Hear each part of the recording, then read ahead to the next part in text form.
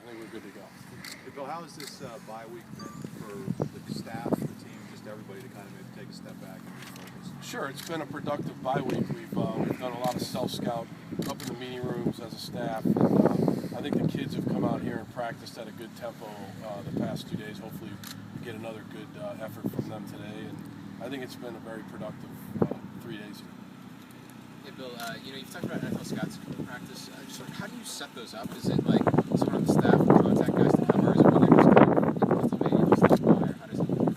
Yeah, no, we have a protocol there. They contact Elijah Robinson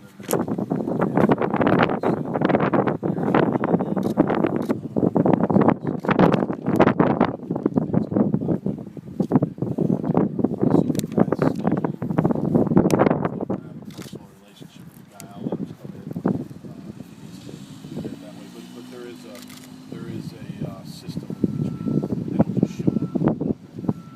What is it like having a personality like Matt McWhorter in that office? When we talked to him today, bite and scratch and claw. Yeah. And what is it like having him in there and his best lines? Oh God, it's when nobody blocks anybody in a 9-on-7 drill. He says it's like a screen door in a submarine. So that's what it is. But he's got a lot of energy. Really cares about his players. Got a great sense of humor.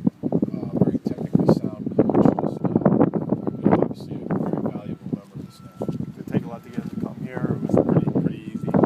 Oh yeah, no, it was definitely somewhat of a recruiting job, because he was retired and living in Georgia, and, enjoying the well-deserved retirement. But he and I have a fantastic relationship and a lot of trust, and I trust that he's going to get his job done, and he trusts what we're going to do offensively. So, at the end of the day, he decided to come, and I'm very happy about that. Obviously. What was your pitch for him to be a part of the staff? Well, I just felt like, again, Penn State was a special place, and I knew that we could put together a really good staff of some guys that he already knew, and I had a feeling that there'd be great kids here for him to coach. And all those things are true. He just really enjoys coaching his guys here at Penn State. It's really got a lot of satisfaction. When you were at the NFL level, how important was it for people on the staff to be able to go to schools to see potential players? It's very important because you have a chance to watch them practice, interact with their teammates, maybe do some different things during practice that they haven't done in a game. Maybe a guy who plays receiver usually in the game, maybe he's going to play DB in practice a little bit because he has to fill in for somebody. So it was always a big thing for our New England scouts, who are great scouts, to be able to get to see practice. And how much are you using that as a pitch when you're out recruiting, that you do have scouts here? Well, really, I do it, number one, because I think we owe it to our players here first, that we give them an opportunity to be seen by the next level, and so that's number one. But I do think it does help in recruiting. A lot of colleges let scouts in. I'm not the only one that does it, obviously, but I do think it helps when kids know that if you come to Penn State, you're gonna, if you play well and you produce on the field, you're gonna be seen at practice, at games, and you're gonna have a chance. Bill, what's your reaction to Mowdy not being on the Lombardi Award watching this? I know it's a team game. Those things don't matter too much, but are you disappointed? Number one, you're right, it's a team game, and I'm sure Mowdy doesn't look at those things, but if he's not one of the, in my opinion, one of the top 5 linebackers in the country, I'm not sure who is. So I don't know who chooses those things. I have really no idea how any of that works, but I'd say, in my opinion, that's a mistake not having him on the Lombardi Award. He's having a hell of a year, and Hodges, and Hodges played a great game against Northwestern, got a game ball, and for his efforts, and Big Ten Player of the Week. So both those guys are having really good years. Donovan Smith was in and out of the game the other day. How's his hand doing? I think he's doing all right. Yeah, we played 3 tackles. That's what we've been doing for a couple weeks now, and we played. I think we ran almost 100 snaps in the game, so you're not going to play 99, 100 snaps. So we try to rotate guys in there, and I think he's doing okay. I don't think it's easy to play with the big pass, but I think he's doing okay. Hey Bill, how's an off week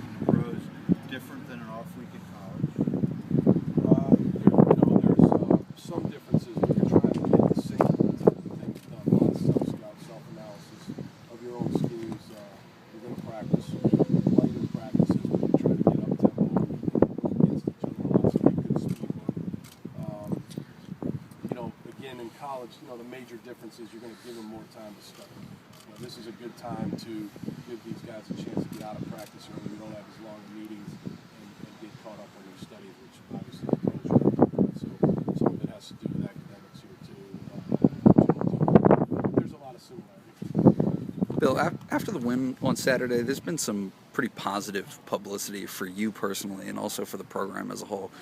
Have you taken note of how the conversation seems to have shifted a little bit in your favor, or can you just comment on that, I guess? Well, again, we definitely appreciate the respect that people have shown our program but again, it's just halftime. We've only played 6 games. We're only halfway through the season, and in reality, we haven't done anything yet. So we got to see where we're at in November, and after the Wisconsin game, we've got a very, very tough schedule coming up here. So yeah, it's obviously we're all we're all human. We definitely respect or really enjoy the recognition, but at the same time, it's only halftime, so we've got a long way to go. Is it an important step though for you just to kind of get this moving in the direction that you'd like to see it in terms of perception nationally of the program? Well, I think winning helps. So anytime you can win and be on a 4-game win streak, that's a good thing. And winning is something that cures a lot of ills. And now it's our job to try to keep it going. How much you start getting ready for Iowa now, or do you save the brunt of that for next week? No, we've done a lot of Iowa work this week, and they play Michigan State on Saturday, so we'll be watching that game. And we know they're a very tough football team, and it's on the road, which makes it even tougher. So. But we definitely try to get a little jump on Iowa this week. Coach, John Butler and Craig Fitzgerald went to high school together, known each other for a long time. Right. What kind of camaraderie have you guys with those two? Oh, they're bosom buddies. I mean, they're like, these guys are 2 Philly guys.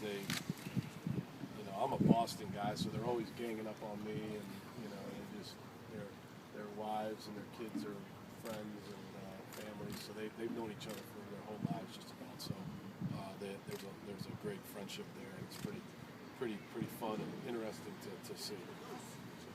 It sounds like you're going to let the guys go home for a couple days over the weekend. How important is that for them to kind of just reset and stuff? Yeah, I think anytime you get a chance to see your families, and especially since you've been going since the beginning of August with training camp and things, it's a good thing to get home and see their families, as long as they take care of their schoolwork and everything that we've got allowed them to go home and do that. So yeah, I think it's a really it's for that. It's to go see your families. It's to get rest and proper nutrition, and to be ready to go when you come back on Monday.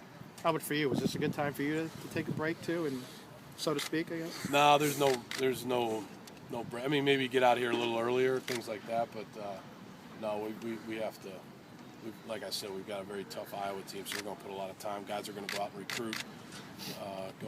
I'll be out recruiting on Friday, and then we'll be back in here watching, getting ready for Iowa on the weekend. With the recruiting priority, for the bye week, how big is it to have that 4-game winning streak, that momentum as far as in that? Well, sure. Winning obviously helps. Kids can see that. There's a good product on the field right now, and the guys are playing hard. I think it's an interesting team to watch because the kids really compete and play extremely hard. We've got a lot of high character kids, so I think when parents see all these kids interviewed after games or during the week, I think that's a good thing for parents to see that for future prospects. So I think winning is obviously a major part of every program. One more, guys. Transfers and other guys that have left, you have a lot of scholarship players in some other teams in the country this year. How do you think that, and you're still competing and succeeding, how do you think that bodes for the future? I think, again, I've said all along, 65 scholarships is the rule in which we're going to play under, and right now we're close to that, right? But again, one of the reasons why we're competing is because we have, for the most part, stayed healthy. We haven't had any really major injuries, and that's been a big deal.